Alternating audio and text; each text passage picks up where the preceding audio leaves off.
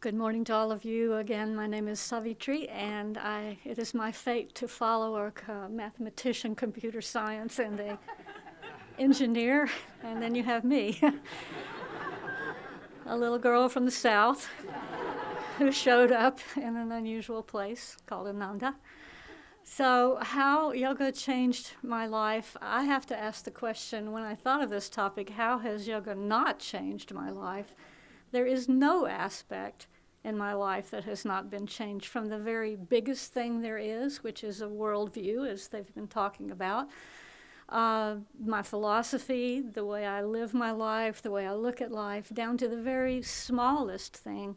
There was a great saint who said, even when I pick a straw up off the ground, it is God picking up the straw through me.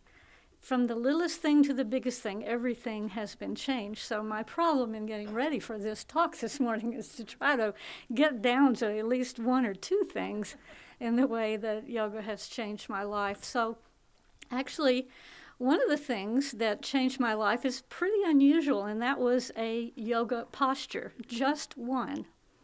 Just one yoga posture. Now, in the world around you, I'm sure you know this, that most people, when you say the word yoga, what do they think of? They think of hatha yoga. They think of the yoga postures. As Ananda mentioned, some of us went up to the big Wanderlust Festival where there were 9,000 people practicing yoga and a lot of other things that I don't know what they were doing, but they, they seemed to be having fun. And we had our little meditation pavilion, and people come out of 9,000 people there at that festival. About 900 of them came and took our various classes, and if you'll think about the percentages on that, out of 1,000, one seeks me. It's pretty perfect. It was pretty amazing.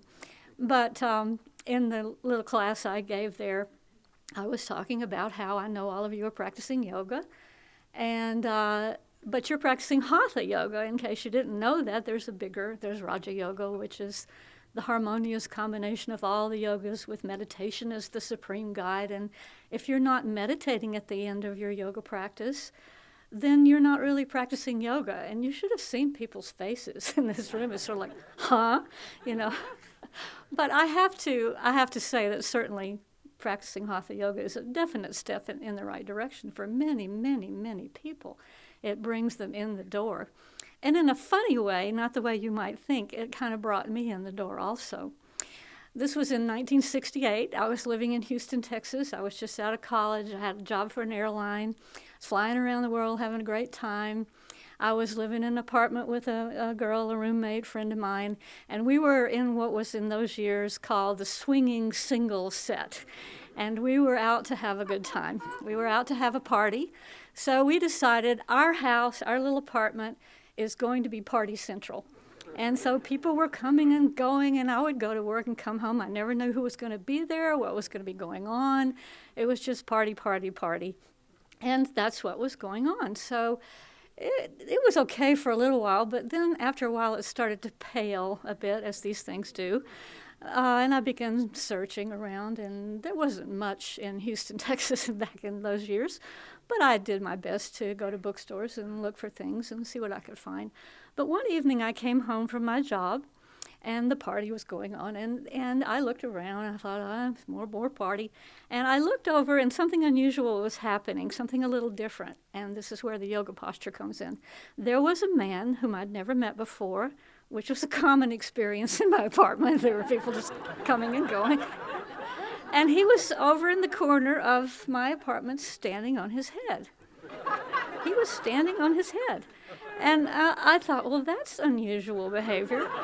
And so I went over to him, and I looked down, and I said, what are you doing? And he said, I'm doing a yoga posture. Well, I had heard the word, and I said, oh, that's interesting. You want to tell me more about it? And he said, sure. So he came down out of his yoga posture, and he said, almost the first thing he said to me was, if you want to know more about yoga, you need to read the Autobiography of a Yogi. And I said, okay, well, I'll take that under. And he said, but more important than that, you need to take up macrobiotics. And so for the next For the next hour, he harangued me about he never ate anything but brown rice, and his eyes were spinning in different directions, and he was a very impressive man, and so. And he told me there was a book called You Are All Sampaku by George Osawa, and you need to go to the bookstore and you need to get this and you need to read it and you need to start eating brown rice and all this. Okay. So I did, actually, a few days later. I went down to the bookstore, I walked in, and I said to this poor little lady, do you have this book? And she said no. And that was back in the days before computers, if you can imagine. So she had this big book there called Books in Print. So she started looking through it. And she said, oh, yes, I'll order it for you if you really want it. I said, well, okay. I'd sort of come in hoping to get something. And I just looked around, and there, with its cover out, was the Autobiography of a Yogi. And I remembered that he had said that, first of all, before he went into all this other stuff. And I thought, okay, well, I came to buy a book. She's going to order the other one for me. I'll just bide my time reading this one. Well, as is probably true for most of you, it was absolutely shattering for me to read that book. My life was never the same. I had really not read that many books about these things, about metaphysical things, and there just wasn't that much around. I really count myself fortunate in a certain way that was really close to one of the first things that I had ever read, and I never questioned from that point forward that this was my path, that Yogananda was my guru, that I was a disciple. I couldn't have put that into words, but from that moment forward, my life was absolutely and completely changed forever. Okay, so that's how yoga changed my life. Actually, the man in the yoga posture. Okay. Well, fast forward, and so I'm searching. I took the Yoganandas lessons. I'm trying to meditate, trying to change my life, trying to be a yogi, whatever that means. And I found out about Ananda. So in 1975, I first came here, sight unseen. I didn't know anything about it. I didn't know who Swami Kriyananda was. I knew nothing. I just knew that I was interested in communities as a sort of a separate interest I had, and that I had read a little page in a communities guide that all the people who live at this place in Northern California are followers of Paramahansa Yogananda. And I thought, well, that's very nice. That's interesting. I had my airline passes. I could go where I wanted, so I just popped on a plane and came on out here. And this is the second way that yoga changed my life. I arrived here. There wasn't really much here at all. There were not very many buildings. There was what we call the little apprenticeship program, now called the Karma Yoga program, where people came and we worked. We worked in the garden. We worked wherever it was. And we had sadhana. I learned that word sadhana twice a day, and we did various things. It was fairly simple, but it was mind-shattering to me in two major ways. The first way was that I had never met another disciple, another devotee of Yogananda. I have never met another person. And I didn't even know what the word satsang meant. I didn't even know what I was missing. And so immediately I was like a sponge, just taking and meeting all these people, these wonderful people. And I met all sorts of unusual people, too, because that was the first summer of the apprenticeship program. And laughingly, as the years went by, they began to call that the summer of love, because there were literally hundreds of people coming through here with all sorts of persuasions and all sorts of things. One of the first men I met here, he was walking down the path, and I said something like, "Hello, how are you today?" And he went like this, and I didn't know that meant he was in silence. He just went like this, and I said, "Okay," and and then he pulled out a rock. I'm not kidding you. He had a rock, a flat rock, and a piece of chalk, and he wrote me a little note on his rock and held it up to me, which said something like, "I'm in silence," or something. Anyway, very unusual people here, But Master was here, Yogananda was here, and I met Swami Kriyananda, who was just, I'd been a little upset, like many people are, about the fact that Yogananda was not alive. Of course, Yogananda was alive, but I thought he had left this world in 1952.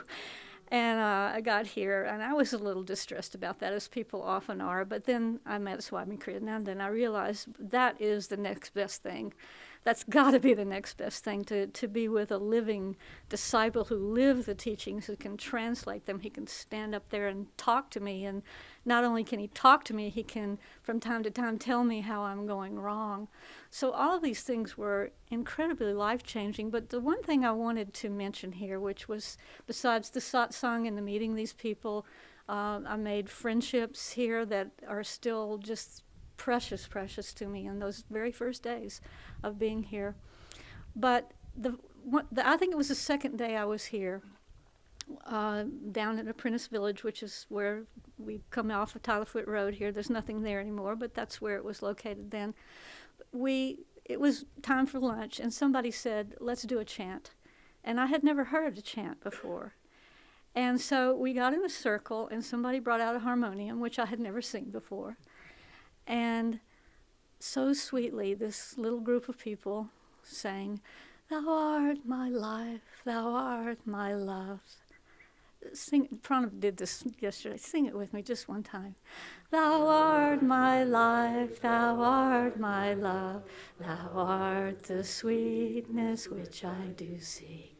Thou art my life, thou art my love, thou art the sweetness which I do seek. In the thought by my love brought, in the thought by my love brought, I taste thy name, so sweet, so sweet. Devotee knows how sweet you are, devotee knows how sweet you are. He knows whom you let know. He knows whom you let know. I didn't know there was such a thing as a devotee. And when they sang that chant, tears just rolled down my cheeks. And I said to myself, I'm a devotee. I'm a devotee. I didn't know that. Devotee. I'm devoted to something. And there came an inkling into my mind about the second thing besides satsang, being with other truth seekers, and that is devotion. Because up until this point, I had read the lessons and tried to energize and try to, do all these techniques and try to meditate and all of this kind of stuff, and it was working to a certain degree, but I didn't have that key. And so many of our speakers, almost all of them this week, have spoken about devotion and the importance of devotion. For me, it entirely changed my life, because I found out I was a devotional person. I love to chant. I chant all the time. I love music. I love to sing. I'm a bhakti yoga. I didn't even know that word either. And I'm a Kriya yoga. And I started getting all these, I'm a Kriya Bharan, and I'm a devotee, and I'm a disciple, and I was just getting all these wonderful, wonderful self-definitions that I had never even thought about before. How glorious, how blissful, and how my heart was changed. My heart, before that point where I stood in that little circle and sang, "Thou art my life, thou art my love," my heart had been like a dry, I was thinking about it this morning, how can I describe it? Shall I say it was a stone? No, that wasn't it. It was like a dry sponge. It was just hard and useless, really. And a little chant came and told me I was a devotee. A devotee knows how sweet you are. And my sponge became soft and useful, I hope, and full of love for God, love for our path, the great masters. In greatest appreciation, I am so, so grateful for Ananda, for Swami Kriyananda, for all the teachers. My life was irrevocably changed by just setting foot on this property. And I hope that will be the same for all of you if you're here for the first time or if you've been here many times. Let your heart be watered and nourished by the great power of our masters who have offered us these techniques. but who have also offered us the path of devotion. I wanted to read to you something from the Essence of the Gita, which is my handbook these days and has been for a long time for being the right kind of yogi, the right kind of person who follows this path to the very best of my ability. The very science of yoga should be taught and practiced with love, and not as an invitation to ego-boosting power. Love and devotion help the seeker grasp the true essence of yoga, which unlocks the inner door to the highest blessings that can be known. So all throughout the Essence of the Gita, it talks about how devotion is the thing that can unlock the door to the very highest of all possible blessings. So what we all want to take away from this week is that key, is keep your heart open. If you don't know how to open your heart, you need to go to love school. We all do. We need to learn how to love. When I was writing the book, Chakras for Starters, there's a chapter in that book for each chakra. And when I got to the one of the heart, I thought, this is not going to be easy. This is not going to be easy to transmit. The way I wrote that book is I just transcribed all of Swami Kriyananda's talks on the chakras, and then I tried to condense them down to get them into a small space. And there were such wonderful, wonderful concepts, such as our heart, our emotional center. Its nature is to be emotional. It emotes. And the spiritual path teaches us to change emotion into devotion. It's a whole different realm, and there's ways of learning to do that. Emotion into devotion. It teaches our heart to quit particularizing. Swami uses that word. We particularize our love. I love you, I don't love you. I like that, I don't like that.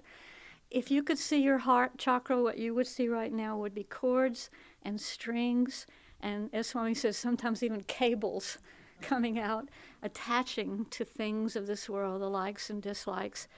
Our duty, our destiny as yogis is to begin clipping them off, untying them, at least when you meditate.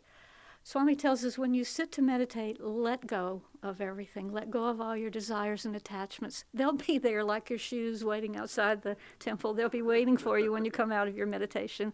They have a way of attaching themselves again, but you loosen, you lighten them up, you let them go, and let that heart shine, and let that heart be of its essential nature. The nature of this chakra is air. We become lighter than air. We lift up. We let go of the things of this world and find our place in the world of spirit. So let your heart be open. This is what yoga really means to me. This is what yoga should mean to anyone, is an open heart and a willingness to love in the right way, not in the attached way, not in the... Most people, when they say I love you, I'm sure you know this, when they say I love you, they mean I love you if. That's called conditional love. I love you if you behave in a certain way. And if you don't, maybe I don't. Does God love me that way? No, God loves me unconditionally. It's my duty, it's your duty to be a channel for that divine love without any attachments, without any desires, just pure and perfect love flowing through you and out from you into the world. So I'd like to close our class this morning and close these classes for this week with a simple visualization that Swami has given us. We begin with the heart chakra. We're going to end with the heart chakra this week. So if you would, please sit up straight and take your left hand and put it over the center of your heart and your chest, right in the heart chakra area. Put your right hand on top of it and see if you can feel the beating of your physical heart. Feel your breath rise and fall. Make your chest rise and fall a bit with each breath. And then go beyond these two physical manifestations of your heart center into that place of divine love, of devotion, of emotion transmuted into devotion.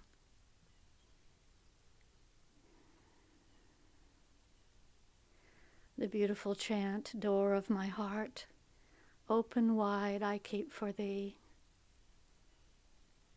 Keeping your eyes closed now, slowly open your hands as though you're opening the doors of your heart to let divine light pour through you in the form of unconditional love for yourself, for others, for the world around you, but most of all for God and Guru.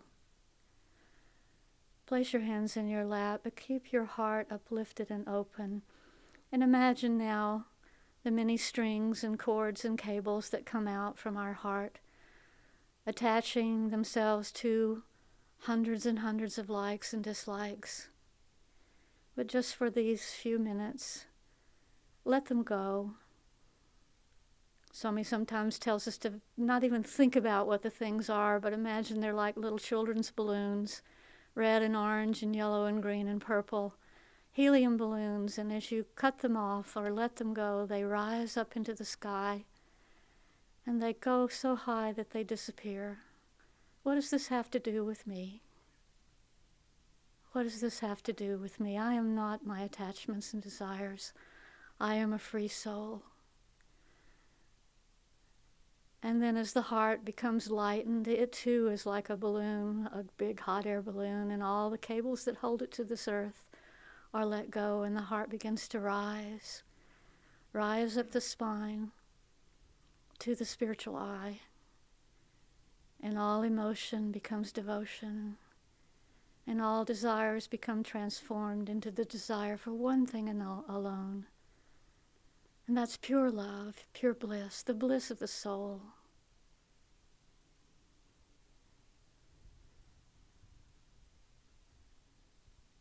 Door of my heart, open wide I keep for thee.